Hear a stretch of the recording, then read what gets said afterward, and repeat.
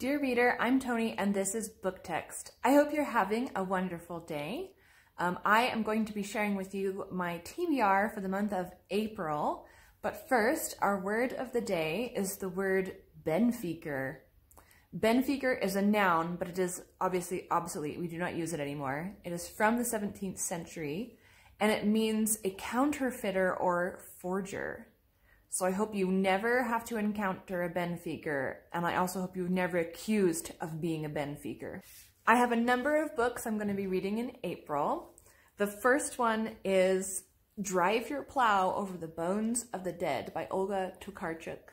This is translated from the Polish by Antonia Lloyd-Jones.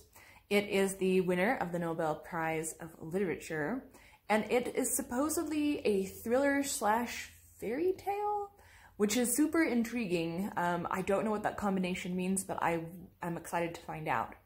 This story is set in a remote Polish village and features a cranky recluse character named Janina, who finds herself in a bit of a whodunit. Next, I want to pick up Victory's Price by Alexander Freed.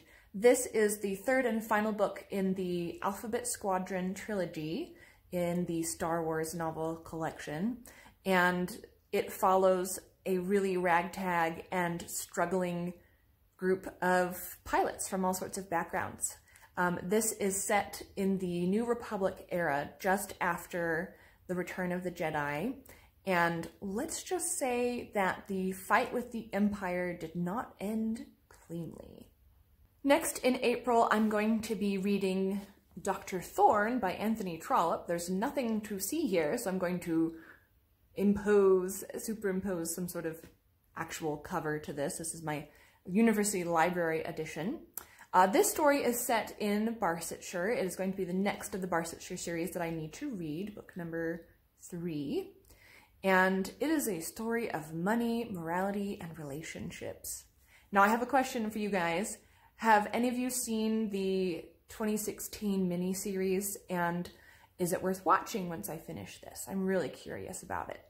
Then I'm going to be continuing my Thomas Hardy read-along. So the next book is The Hand of Ethelberta by Thomas Hardy. Now, of course, same thing with this one. It is a University Library copy, does not have any sort of cover to look at, so I'm going to put one up here now.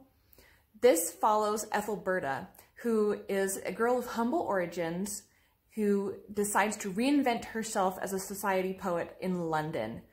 It promises to be a tale of costumes, courtships, and comedy, and I am in for that.